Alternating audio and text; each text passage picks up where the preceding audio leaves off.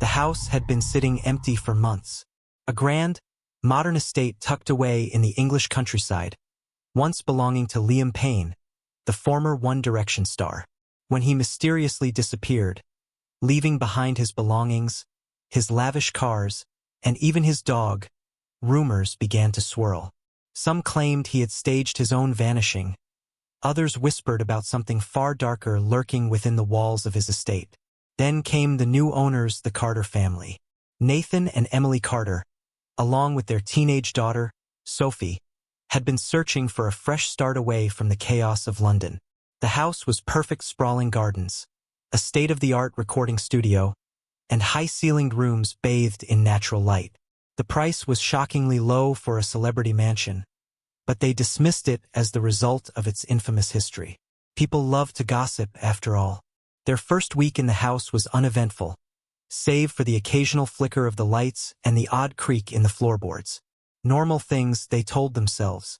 Houses settle, electricity has quirks. But then Sophie started hearing it. A faint melody, drifting down the hallways late at night. A song she swore she recognized, one of Liam Payne's unreleased tracks. She'd find her phone playing music on its own, the lyrics twisting into something eerie, something pleading. I didn't leave. I was taken. Emily woke one night to the sound of water running. She padded to the bathroom, only to find the shower on, steam curling into the air. The mirror was fogged over, but as she reached out to wipe it, words began to appear as if traced by an invisible hand. Help me. Nathan, ever the skeptic, brushed it off as stress. But then he saw it himself standing in the dim glow of the hallway, near the door of what had once been Liam Payne's private studio. A shadow, its shape vaguely familiar, the outline of a man. The moment Nathan stepped closer, the figure melted away. Desperate for answers, Emily dug into the house's history, uncovering unsettling details.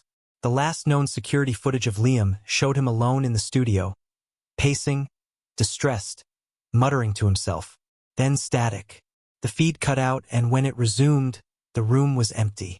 No sign of struggle, no evidence of escape. Just gone. The Carters called in a paranormal investigator, who left after just one night, his face pale, his voice shaking. There's something still here. He's still here.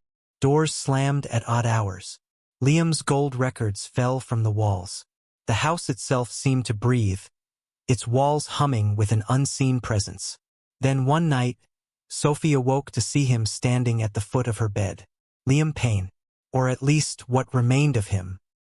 His eyes were hollow, his mouth opened as if screaming, though no sound escaped. He lifted a trembling hand and pointed toward the studio. Summoning every ounce of courage, the Carters entered the room together, bracing for what they might find. As they stepped inside, the door slammed behind them. The air grew thick, heavy, suffocating. And then whispers, a chorus of voices, some familiar, some foreign. They took me. They took us. Don't let them take you. The sound system blared to life, playing the same unfinished song. The lyrics, now warped and distorted, carried a chilling warning. Leave while you can. By morning, the Carters were gone. They fled the house without a word, abandoning their belongings, just as Liam had. And now the mansion sits empty once more, waiting, watching, for its next owners. The house sat in eerie silence, undisturbed except for the restless wind that curled through the high branches of the ancient oaks surrounding the estate. The Carters had fled in the dead of night, leaving their belongings behind, their dreams of a peaceful life in the countryside shattered. For weeks, the grand house remained empty, its windows dark, its doors locked. Yet inside something stirred. Dust settled on the marble countertops of the vast kitchen, on the grand piano in the foyer, on the crystal chandeliers that no longer glowed with warmth. The echoes of hurried footsteps still seemed to linger in the hallways, as though the walls had absorbed the last terrified moments of the Carters before their departure. The air inside was thick, stale, yet charged with something unseen, an energy that twisted and coiled through the rooms like an invisible serpent, waiting. The rumors began again. The villagers in the nearest town spoke in hushed tones about the house. Some claimed they had seen lights flickering in the windows at odd hours, though no one had entered since the Carters left. Others swore they had heard music soft at first, barely distinguishable, but unmistakable. A voice, singing through the empty halls, carrying through the night air. A voice that should not have been there. Then, one evening, a new set of headlights cut through the darkness. A sleek black SUV rolled up the long driveway, its tires crunching over gravel. The engine hummed for a moment before falling silent. The driver's side door opened, and a man stepped out. Daniel Whitmore was a real estate investor. Practical, methodical, and utterly unimpressed by ghost stories. He had heard them all before about haunted castles, cursed mansions, eerie estates with tragic pasts. To him, this house was nothing more than an opportunity. A grand property with a tainted reputation meant a bargain price and, with the right marketing, a hefty profit.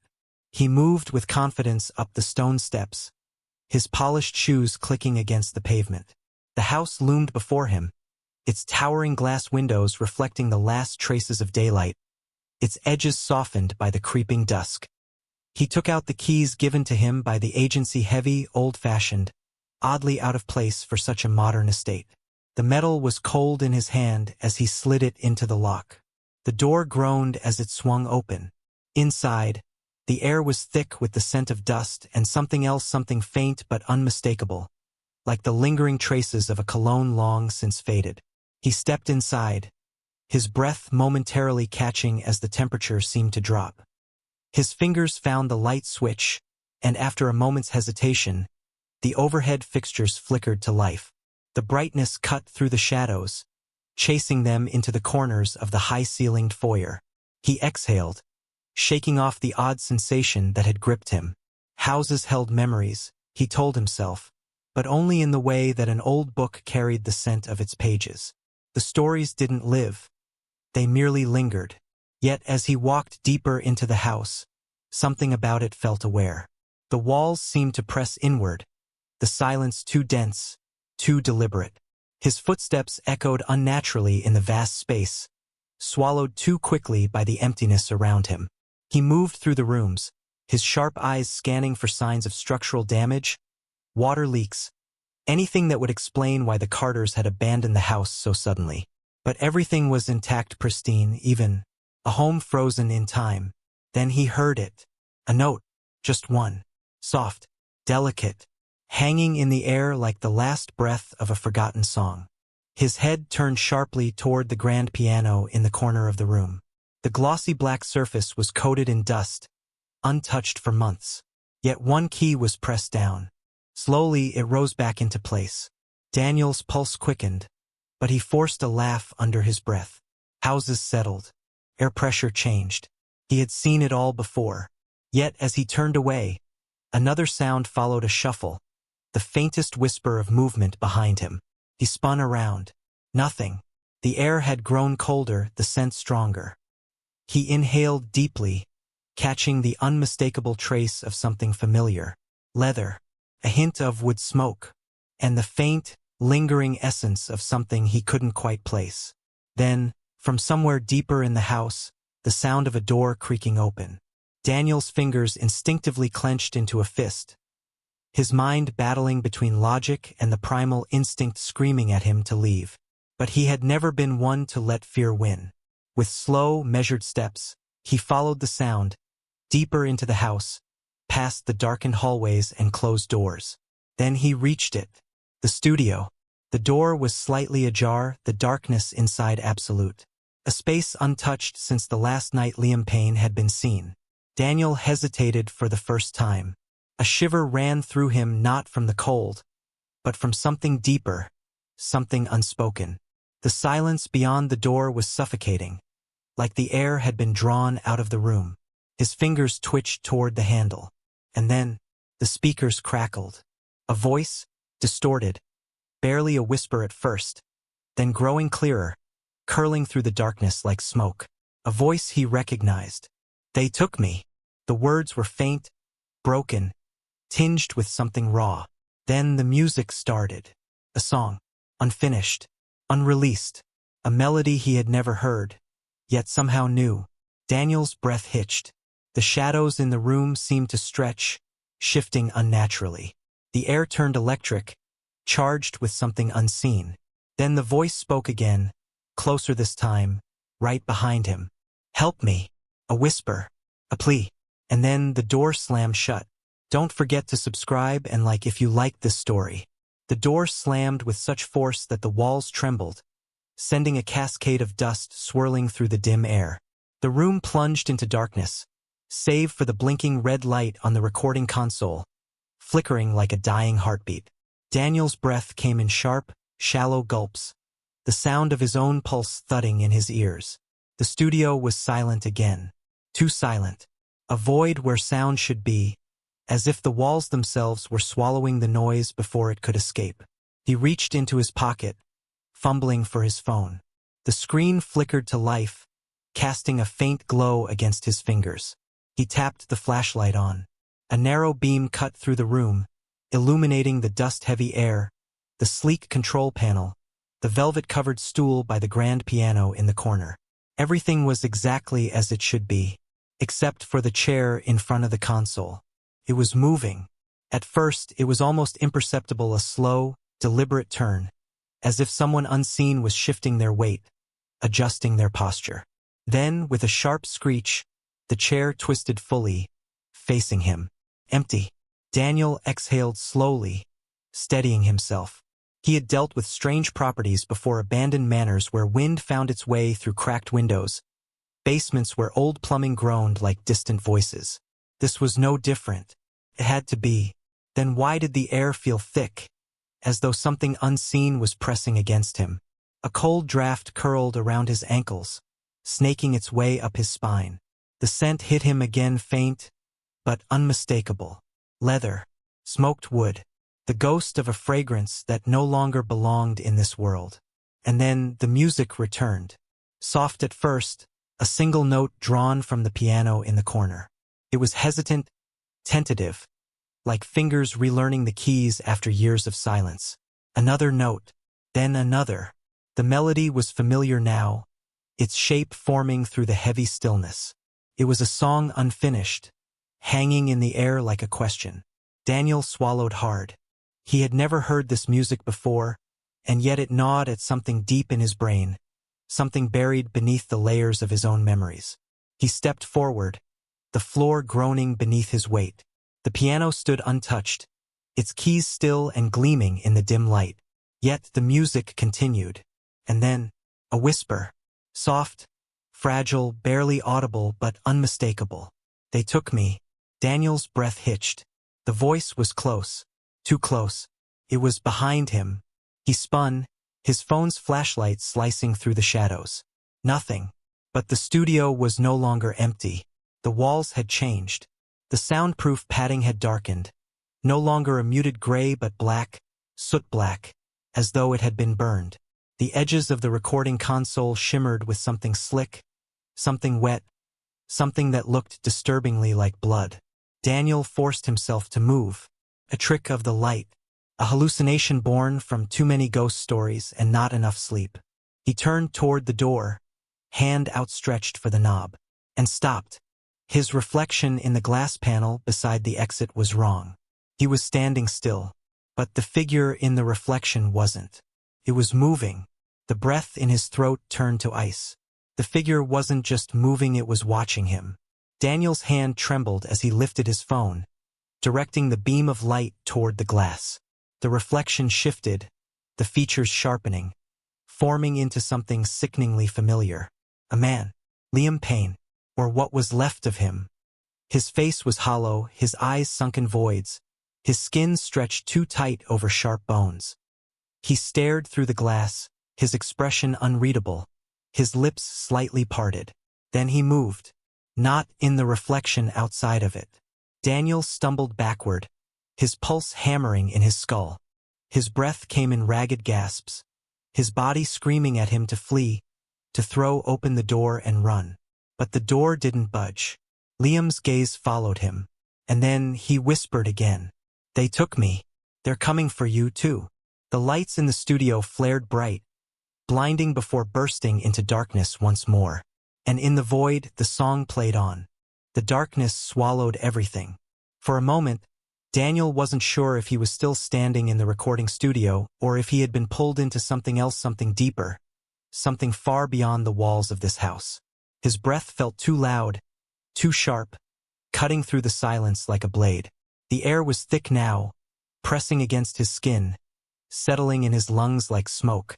Then movement. Not in front of him, not behind him, all around him.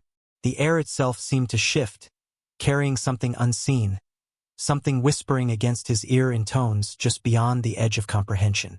Not words, something older than words. His phone was still in his hand, but the screen was black, lifeless. He pressed the buttons frantically, but it didn't respond. No light, no sound, just the oppressive stillness that had consumed the room. Then the humming began. It came from everywhere at once, soft at first, almost tender like a lullaby. A voice, Liam's voice. It wrapped around Daniel, curling through the darkness, growing stronger, vibrating through his bones. They took me. The words were different this time, heavier, thick with something that sounded less like fear and more like warning. They're still here. Daniel's breath hitched. His fingers grazed the doorframe, the wood rough and splintered beneath his touch. His muscles tensed as he braced himself, ready to throw his weight forward, to force the door open. Then the whisper came again, right next to his ear. Run. The studio exploded into light. Not warm light, not the glow of lamps or the overhead fixtures. This light was wrong, harsh and fractured. A sickly, pulsing white that seemed to vibrate as it flickered. It wasn't just illuminating the room, it was invading it, distorting it, bending it into something unfamiliar. The walls weren't walls anymore. They stretched, twisted, curved inward like something organic, something breathing. The once pristine recording equipment was corroded, warped into jagged, rusted husks. The soundproof padding had deepened in color, shifting from black to something richer, something almost wet. And the mirror. Daniel turned toward it instinctively, and his stomach clenched. The reflection had changed. It wasn't just Liam anymore. There were others. Figures stood behind him, their outlines blurred, their bodies flickering like broken film. Some were tall, others hunched. Their faces were twisted, stretched into expressions of silent agony. Their mouths opened, but no sound came out, just a low, droning hum that wove itself into the melody still filling the room. Liam was closest to the glass. His face was clearer now, his features sharpened by whatever force held him here. His eyes locked onto Daniel's. And then, for the first time, he did more than whisper. They're watching you now. Daniel staggered backward, his breath ragged. His hand flew to the door handle, fingers tightening around the cold metal. He pulled hard. The door gave way with a violent crack, and he stumbled into the hallway, nearly falling. The house was wrong. It wasn't how he had left it. The walls were darker, stretched taller, the edges blurred like a painting smeared by careless hands. The air smelled burned, charred wood and something deeper, something rotten. The humming followed him. He turned, expecting to see the studio door behind him, but it wasn't there anymore. The hallway stretched endlessly now, fading into shadows in both directions. The house had changed. His heartbeat thundered in his ears. He wasn't alone. Somewhere, deeper in the house, the floor creaked. Slow, deliberate footsteps. Not just one set, many. Daniel's breath came in short, shallow bursts. His instincts screamed at him to move, to get out, but the house had swallowed its own shape, twisted its halls into something he no longer recognized. Then, from the darkness ahead, a figure emerged. Tall, still, watching. Not Liam. Not one of the figures from the mirror. Something else. Daniel took a step back, his pulse hammering against his ribs. The humming grew louder. The figure tilted its head. And then it moved. Not walking, gliding, its form stretching unnaturally as it closed the distance between them. Daniel turned and ran. The hall twisted around him, stretching into unfamiliar shapes, bending in ways that defied logic. He didn't know where he was going, he only knew he had to move. Behind him, The humming became a roar. A song with no words. A song that wanted him to listen. But he couldn't. He wouldn't. He wouldn't. His feet slammed against the warped wooden floor, his breath tearing through his throat. The air grew hotter, thick with something suffocating. The shadows pressed in. Then, a door. An exit. His hand shot forward, fingers scraping against the handle. For a split second, he felt hope. Then the voice whispered again. Right behind him. They won't let you leave. The door vanished. The door was gone. Daniel skidded to a stop, his breath ragged, his heart hammering against his ribs like a trapped animal. The walls around him pulsed, the shadows writhing, closing in. The humming had become deafening now, an unholy chorus vibrating through his bones. Then silence. Complete. Total. Unnatural. He turned. The figure stood inches from him. Not Liam. Not one of the others. Something else. Its face was a void, shifting like smoke. Hollow eyes locked onto his own. Its mouth opened wide, too wide, stretching as if to swallow the sound around it. And from within that abyss, Daniel heard it. A voice, layered upon itself 1,000 times over. Sing for us. The shadows lunged. Days later, the house stood empty once more. The SUV was still in the driveway, its doors locked, untouched. Daniel Whitmore was never seen again. His phone lay on the floor of the recording studio, its screen frozen on a single file. Unfinished track, Liam Payne, demo. At night, if one stood close enough to the house, they could hear it. A melody drifting through the empty halls. Unfinished, still waiting to be completed. Don't forget to subscribe and like if you liked this story.